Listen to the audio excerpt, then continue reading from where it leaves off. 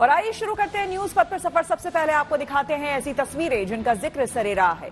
ये तस्वीरें सुर्खियों में भी है और सोशल मीडिया पर भी है। इनसे आपका बाखबर होना बेहद जरूरी है क्योंकि चौराहे पर इन्हीं की चर्चा है। चर्चा सीएम के समोसे बांटने की भी है।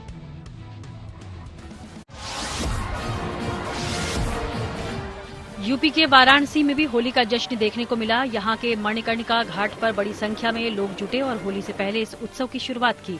रंगभरी एकादशी के अगले दिन ये अनूठी होली खेली जाती है। मान्यता के अनुसार इसमें बाबा विश्वनाथ अपने गणों और दूसरे लोगों के साथ होली खेलते हैं। अब वहाँ 5 दिनों तक ऐसी ही उमंग के बीच रंगोत्सव देखने को मिलेगा।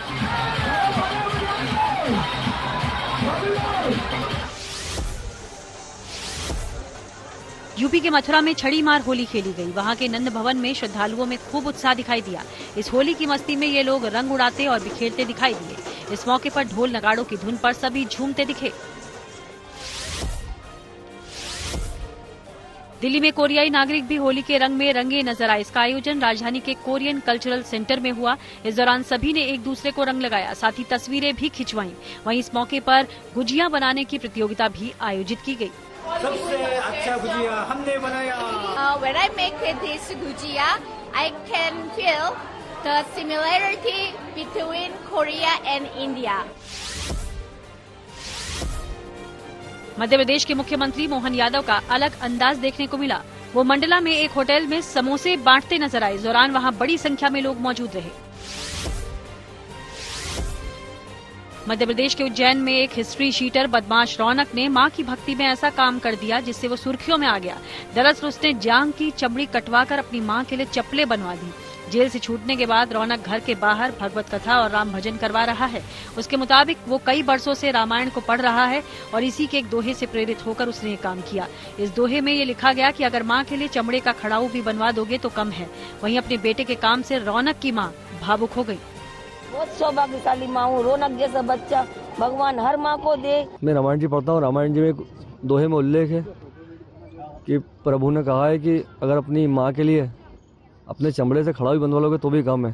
जिंदगी का सफर सुहाना हो इसके लिए सावधान रहना जरूरी है। रोजमर्रा के आपाधापी में कुछ देर बैठकर सोचना समझना भी जरूरी है कि आपके आसपास क्या हो रहा है और जो कुछ हो रहा है उससे हमारी जिंदगी, हमारा परिवार कैसे प्रभावित हो सकता है। इसलिए हॉर्न बजाकर बाखबर करने वाली खबर जरूरी होती है। और आज की ये खबर हम सबकी जिंदगी से जुड़ी है। ब्रह्मांड में धरती एकमात्र ग्रह है जिस पर पानी और जीवन है।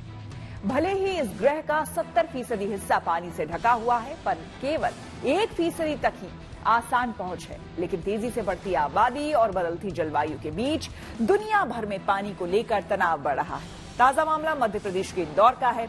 इंदौर में घटते जल स्तर को देखते हुए बड़ा फैसला लिया गया है। शहर में बेंगलुरु जैसे हालात ना हो जाए, इसके लिए प्रशासन ने 30 जून तक बोरिंग पर पूरी तरह से बैन लगा दिया है। लिहाजा लगातार घटते भूजल स्तर को लेकर खुद सतर्क हो जाए और दूसरों को भी सावधान करने के लिए हॉर्न बजाएं।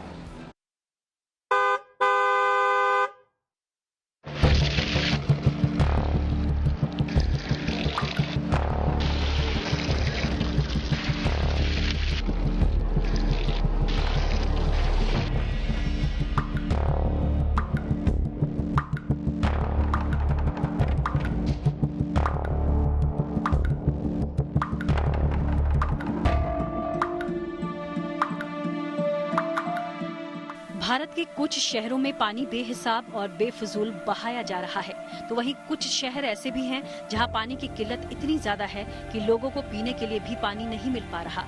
गर्मी ने अभी अपने तीखे तेवर भी नहीं दिखाए। उससे पहले ही देश के कई राज्यों में पानी की किल्लत होने लगी है। बीते कई दिनों से बेंगलुरु में पानी की कमी का मुद्दा लोगों की जुबान पर है। ऐसे में वहाँ के हालात से सबक लेते हुए मिनी मुंबई यानी इंदौर प्रशासन ने बड़ा फैसला लिया है। इंदौर जिला प्रशासन ने भूमिगत जल को बचाने के लिए कड़े कानून बनाए गए हैं। अब शहर में बिना अनुमति के कहीं भी बोरिंग नहीं किया जाएगा और ये कानून इसलिए बनाना पड़ा क्योंकि इंदौर में जो भूमिगत जल स्तर है वो डेंजर जोन में पहुंच चुका है। 10 साल पहले जहां 300 से 400 फीट पे पानी था वो अब 800 फीट तक पहुंच गया है और इसी को जल स्तर को बढ़ाने को लेके जिला प्रशासन ने तकरीबन 50 तालाबों का जीर्णोद्धार करने का प्रण भी लिया है। लेकिन अब देखना यह होगा कि प्रशासन इस मुहिम को कैसे कारगर करता है। शहर में घटते जलस्तर को देखते हुए 18 मार्च से 30 जून तक नई बोरिंग पर बैन लगा दिया गया है और बिना अनुमति बोरिंग करते पाए जाने पर 2 साल कारावास की सजा का प्रावधान भी रखा गया है। लेकिन बहुत ज्यादा जरूरत होने पर प्रशासन से अनुमति लेकर ही कहीं भी बोरिंग की जा सकेगी। इस संबंध में आदेश भी जारी किया गया है। आदेश के तहत बोरिंग मशीन यदि खनन करते हुए पाई गई तो आरोपियों के खिलाफ FIR दर्ज कर मशीन को जब्त कर लिया जाएगा। अवैध बोरिंग पर राजस्व, पुलिस और निगम अधिकारियों को कार्रवाई करने का अधिकार दिया गया है। देखिए, पेयजल परीक्षण अधिनियम के तहत एक आदेश जारी किया गया है जिसमें आगामी आदेश तक समस्त प्रकार के बोरिंग जो जिले की सीमा में है उनको प्रतिबंधित किया गया है और अगर कहीं विशेष आवश्यकता है तो EDM के द्वारा अनुमति लेकर ही बोरिंग करी जा सकती है और अगर इन शर्तों का उल्लंघन करते हुए कोई पाया गया, कोई मशीन पाई गई तो उसको जब्त कर उसको राजसात भी किया जाएगा। आप सभी को पता है कि इंदौर डार्क जोन में शामिल है। लगातार हम लोग जो वाटर हार्वेस्टिंग है उसके लिए लगातार प्रयासरत हैं, लेकिन इसके साथ साथ एक पहलू ये भी है कि पूर्व में जब भी बोरिंग के पानी से संबंध में सैंपल लिए गए हैं तो उनमें ई कोलाई बैक्टीरिया भी पाया गया है, जिस हेतु सीधा अगर पीने के लिए इसको यूज किया जा रहा है तो भी सही नहीं है। मध्य प्रदेश की सबसे बड़ी इंडस्ट्रियल सिटी इंदौर में जलस्तर का लगातार गिरना बड़ी समस्या बन गया है। एक तरफ इंदौर में जनसंख्या बढ़ रही है तो वहीं दूसरी तरफ वहां का जलस्तर भी तेजी के साथ घट रहा है। सेंट्रल ग्राउंड वाटर बोर्ड की रिपोर्ट के अनुसार इंदौर जिले में अंडरग्राउंड वाटर का लेवल 2012 में 150 मीटर था, जो कि 2023 में 160 मीटर यानी तकरीबन 560 फीट नीचे जा चुका है। ये अलार्मिंग है क्योंकि ये जल्द ही शहर में पानी खत्म होने के खतरे का संकेत है। देखिए, हमने पूरे जिले भर के 51 ऐसे तालाब चिन्हांकित किए हैं जिनमें अतिक्रमण था या जिनमें पानी की आवक की समस्या थी। उन सभी तालाबों में सारे जो अगर कोई अतिक्रमण है उसको हटाने का, उसके आसपास वाटर कंजर्वेशन किए जाने का, अगर उसमें सीवर आ रहा है तो उसको ट्रीट किए जाने का और इस तरीके से तालाब को पूरी तरीके से रेनोवेट किया जाए, इस हेतु प्रयास किए जा रहे हैं। शुरू में हमने 51 तालाब लिए हैं जो आगामी 2 महीने में हम लोग उनको पूरा करेंगे। सबसे अच्छी बात यह है कि इसमें अगर गहरीकरण भी है तो भी जनभागीदारी से ही किया जाएगा। शासन का कम से कम खर्च इसमें लगेगा और इसके जरिए न केवल तालाब को पुनर्जीवित करके बल्कि उसके आसपास का जो जलस्तर है उसको भी उठाने का काम किया जाएगा। मध्य प्रदेश के बुंदेलखंड क्षेत्र में भी गर्मी के दिनों में लोगों को पानी की भारी किल्लत झेलनी पड़ जाती है। जलस्तर कम होने की वजह से यहाँ के लोगों को पानी के लिए काफी दूरी तक तय करनी पड़ जाती है। इंदौर ही नहीं, बेंगलुरु में पिछले 2-3 महीनों से लोग जल संकट के कारण भारी समस्याओं से जूझ रहे हैं। लोगों को पानी सप्लाई के लिए टैंकरों का सहारा लेना पड़ रहा है। वहीं कई इलाकों में तो लोग हाथ में बाल्टी लिए लंबी लंबी लाइनों में लगे हुए हैं। शहर की जल आपूर्ति और सीवरेज बोर्ड ने स्विमिंग पूल में पीने के पानी के इस्तेमाल पर रोक लगा दी है। आदेश का उल्लंघन करने पर 5,000 रुपए का जुर्माना भी लगाया जाएगा। लगभग 1 करोड़ 40 लाख की आबादी वाले बेंगलुरु में कावेरी नदी और भूजल से ही पानी की सप्लाई होती है, लेकिन पिछले कुछ समय से बारिश नहीं होने की वजह से भी ज्यादातर पानी के स्रोत सूख चुके हैं। बेंगलुरु को रोजाना 2600 से 2800 मिलियन लीटर पानी की जरूरत होती है, लेकिन पानी की जरूरत का सिर्फ 50% ही सप्लाई हो पा रहा है। फिलहाल पानी की सप्लाई के लिए बेंगलुरु के लोग वाटर टैंकर पर ही निर्भर हैं, वो भी जरूरत के अनुसार नहीं मिल पा रहे। लोगों के अनुसार रोजाना पानी के 4 टैंकरों की जरूरत है, लेकिन उन्हें 1 या 2 ही टैंकर मिल पा रहे हैं। इसके साथ ही एक वाटर टैंकर की कीमत 2,500 रुपए तक पहुँच गई है। आपको ये जानकर हैरानी होगी कि दुनिया की करीब 50% आबादी यानी 400 करोड़ लोग साल में कम से कम 1 महीने पानी की भारी किल्लत का सामना करने को मजबूर हैं। भारत में इंदौर के अलावा बेंगलुरु, मुंबई, कोलकाता, जयपुर, अमृतसर, पुणे और श्रीनगर समेत करीब 30 शहर शामिल हैं। रिपोर्ट के मुताबिक 2050 तक जल संकट चरम पर पहुंच सकता है और करोड़ों लोग इससे बुरी तरह प्रभावित होंगे। जल भागीदारी और सहयोग की रिपोर्ट के अनुसार एशिया में लगभग 80% लोग पानी की किल्लत झेल रहे हैं। पूर्वोत्तर चीन, भारत और पाकिस्तान में ये समस्या ज्यादा गंभीर है। संयुक्त राष्ट्र के महासचिव एंटोनियो गुटेरेस ने कहा कि जल मानवता के लिए रक्त की तरह है। ये लोगों और धरती के जीवन और स्वास्थ्य विकास और साथ ही समृद्धि के लिए भी आवश्यक है। लेकिन मानवता खतरनाक रास्ते पर चल रही है, जिसमें आसुरी प्रवृत्ति के तहत अत्यधिक उपभोग, अति विकास, जल का अत्यधिक इस्तेमाल, प्रदूषण और अनियंत्रित ग्लोबल वार्मिंग मानवता के रक्त को बूंद बूंद कर सुखा रहे हैं।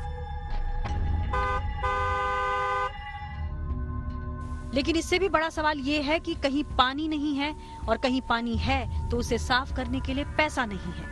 एक रिपोर्ट के मुताबिक पानी की कमी की 2 स्थितियां हैं। पहली स्थिति अफ्रीका जैसे देशों में है, जहां पानी उपलब्ध है, लेकिन आर्थिक संसाधनों की कमी के कारण इसे साफ कर लोगों तक पहुंचाया नहीं जा सकता। वहीं दूसरी तरफ कई ऐसे रेगिस्तानी और शहरी इलाके भी हैं, जहां पानी उपलब्ध है ही नहीं।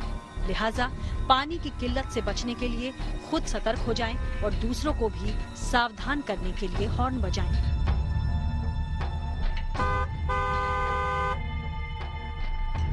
Bureau report, good news today.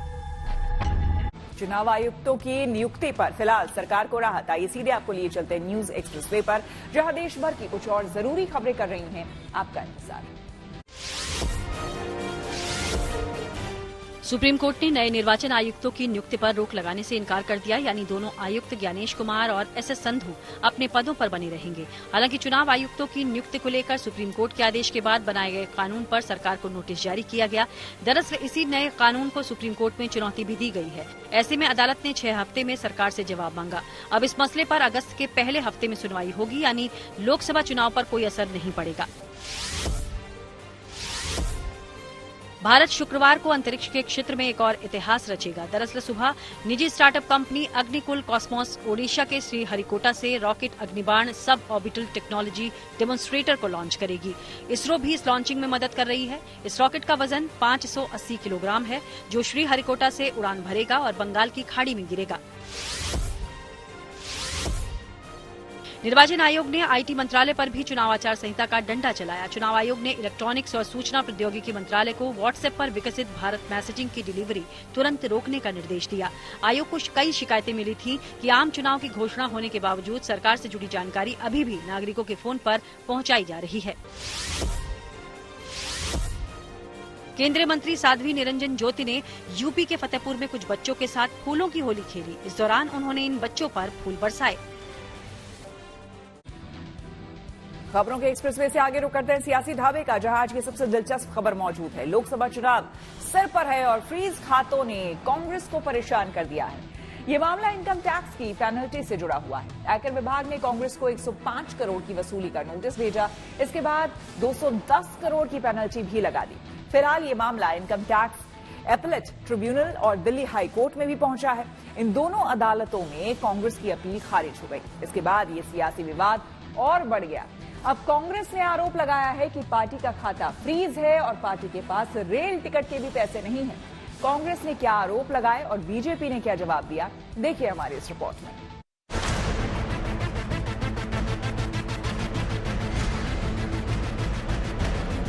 Congress party के सारे बैंक अकाउंट फ्रीज कर दिए गए।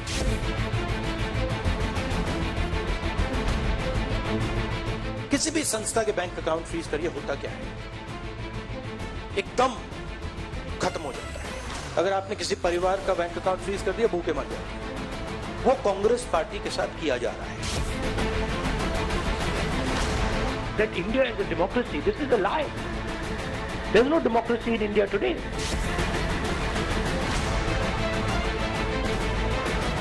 20% हिंदुस्तान के लोग कांग्रेस पार्टी को वोट देते हैं। हम 20% लोगों को रिप्रेजेंट करते हैं और आज हम रेलवे टिकट नहीं खरीद सकते। लोकसभा चुनाव से पहले कांग्रेस ने प्रेस कॉन्फ्रेंस कर मोदी सरकार पर हमला बोला। इस कॉन्फ्रेंस में कांग्रेस अध्यक्ष मल्लिकार्जुन खड़गे, पूर्व अध्यक्ष सोनिया गांधी और राहुल गांधी भी मौजूद थे। आयकर विभाग की तरफ से कांग्रेस के बैंक खाते फ्रीज करने के मामले में कांग्रेस पार्टी ने सुप्रीम कोर्ट में याचिका दाखिल करने से पहले केंद्र सरकार को घेरा और आरोप लगाया कि पार्टी के खाते को फ्रीज नहीं किया गया, बल्कि लोकतंत्र को फ्रीज किया गया है। आरोपों के तुरंत बाद बीजेपी ने भी पलटवार किया। 1 महीने पहले कांग्रेस पार्टी के सारे बैंक अकाउंट फ्रीज कर दिए गए। अगर आपने किसी परिवार का बैंक अकाउंट फ्रीज कर दिया, भूखे मर जाते हैं। वो कांग्रेस पार्टी के साथ किया जा रहा है। 1 महीने पहले ये हुआ और किसी संस्था ने, हिंदुस्तान की संस्था ने, किसी कोर्ट ने, किसी इलेक्शन कमीशन ने चूं तक नहीं कहा। सब ड्रामा देख रहे हैं। 20% हिंदुस्तान के लोग कांग्रेस पार्टी को वोट देते हैं। हम 20% लोगों को रिप्रेजेंट करते हैं। तो यह है हिंदुस्तान का लोकतंत्र। यह क्रिमिनल एक्शन है कांग्रेस पार्टी के खिलाफ और हिंदुस्तान के लोकतंत्र के खिलाफ, और यह क्रिमिनल एक्शन हिंदुस्तान के प्रधानमंत्री कर रहे हैं। राहुल गांधी ने सफेद झूठ क्यों बोला है, यह आज देश को भाजपा के राष्ट्रीय मंच से जाना जरूरी है। हर जगह उनका स्टे रिजेक्ट हुआ, उस पेनाल्टी में अकाउंट फ्रीज हुए, टैक्स नहीं दिया और झूठ बोले हैं। सोनिया गांधी ने आरोप लगाया कि चुनाव के वक्त कांग्रेस को आर्थिक रूप से तोड़ने की कोशिश हो रही है। This issue affects not just the Indian National Congress. It impacts our democracy itself most fundamentally. A systematic effort is underway by the Prime Minister to cripple the Indian National Congress financially.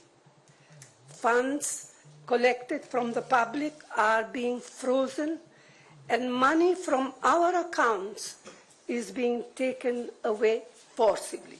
Congress के लोगों को एक बात कहना चाहूंगा, हम भी चाहते हैं कि विपक्ष के रूप में कांग्रेस पार्टी पनपे, कितना पनपे उनका विषय है, लेकिन कांग्रेस पार्टी अब समझे कि जब जब राहुल गांधी से मुंह खुलवाएंगे तब तक स्टॉक मार्केट का और गिरेगा। वहीं कांग्रेस अध्यक्ष खड़गे ने निशाना साधते हुए कहा कि जब कोई राजनीतिक दल इनकम टैक्स नहीं देते तो फिर कांग्रेस से ये भेदभाव क्यों किया जा रहा है। राजनीतिक दल टैक्स नहीं देते, बीजेपी कभी इनकम टैक्स नहीं दी, लेकिन ये लागू सिर्फ कांग्रेस पे हो रहा है। यदि आप हिंदुस्तान के कानून के हिसाब से कोट अनकोट आप डिफॉल्टर हैं तो you will be treated as a defaulter. ये जो सेंस ऑफ एंटाइटलमेंट है गांधी परिवार की, हम डिफॉल्ट भी करेंगे और डिफॉल्ट करने के पश्चात हमें इस देश के कानून के प्रावधानों को पालन करने से राहत दिया जाएगा। The era of this kind of entitlement is over under Prime Minister Narendra Modi. Congress ने मोदी सरकार पर निशाना तो साधा ही, लेकिन निष्पक्ष चुनाव की दुहाई देते हुए संवैधानिक संस्थाओं से बैंक अकाउंट के इस्तेमाल की इजाजत देने की अपील भी की। हालांकि आयकर विभाग के एक्शन से पहले ये मुद्दा सिर्फ सियासी था, लेकिन अब ये उससे आगे बढ़कर चुनावी मुद्दा हो गया है। अब देखना होगा कि जनता की अदालत में कांग्रेस के आरोपों का फायदा उनकी पार्टी को मिलता है या फिर बीजेपी इसे अलग रंग देकर कांग्रेस के खिलाफ नया हथियार बनाती है। Bureau report, good news today. News पर आगे है धन बाजार, जहां शेयर बाजार से लेकर कारोबार तक की सभी अहम खबरें होती हैं और इसका सीधा रिश्ता आपकी आमदनी आपकी जेब से होता है। तो तेज रफ्तार खबरों के बीच ये जरूरी खबरें छूट ना जाए, इसलिए सीधे आपको लिए चलते हैं धन बाजार। शेयर बाजार में गुरुवार को तेजी देखी गई। सेंसेक्स 539 अंक चढ़कर 72,641 पर बंद हुआ। इसके साथ ही निफ्टी में भी 173 अंकों की बढ़त रही और ये 22,012 पर बंद हुआ। इस दौरान सेंसेक्स के 26 शेयरों में तेजी दर्ज की गई। दिल्ली सराफा बाजार में सोने चांदी की कीमतों में रिकॉर्ड तेजी रही। सोना 1130 रुपए महंगा हो गया है और पहली बार सोना 67,000 रुपए के पार पहुंच गया। दिल्ली में अब 10 ग्राम सोने की कीमत 67,450 रुपए है। वहीं चांदी की कीमत 1100 रुपए महंगी हो गई है और दिल्ली में अब 1 किलो चांदी की कीमत 77,750 रुपए पर पहुंच गई है। पतंजलि आयुर्वेद और उसके एमडी आचार्य बालाकृष्ण ने गुमराह करने वाले विज्ञापन मामले में सुप्रीम कोर्ट से बिना शर्त माफी मांगी है। इस माफीनामे में विज्ञापन को फिर से प्रसारित न करने का भी वादा किया गया है। इससे पहले 19 मार्च को हुई सुनवाई में कोर्ट ने स्वामी रामदेव और बालाकृष्ण को कोर्ट में पेश होने को कहा था, जबकि 27 फरवरी की सुनवाई में कोर्ट ने पतंजलि आयुर्वेद के गुमराह करने वाले दवा विज्ञापनों पर रोक लगा दी थी।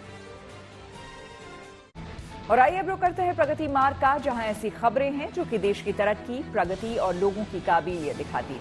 आज पंजाब यूनिवर्सिटी के फॉरेंसिक विभाग की एक ऐसी ही उपलब्धि के बारे में हम आपको बताएंगे।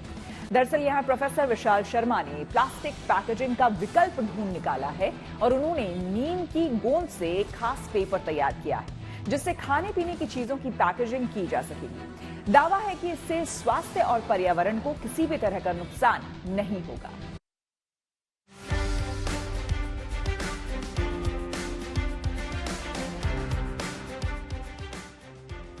खाने पीने की पैकेजिंग के लिए देश में बड़ी मात्रा में प्लास्टिक का इस्तेमाल किया जाता है, जिससे हमारे स्वास्थ्य के साथ साथ पर्यावरण को भी काफी नुकसान पहुंचता है। लेकिन अब प्लास्टिक को ना कहने का समय आ गया है, क्योंकि पंजाब यूनिवर्सिटी के डिपार्टमेंट ऑफ फॉरेंसिक साइंस ने अब प्लास्टिक का विकल्प ढूंढ निकाला है।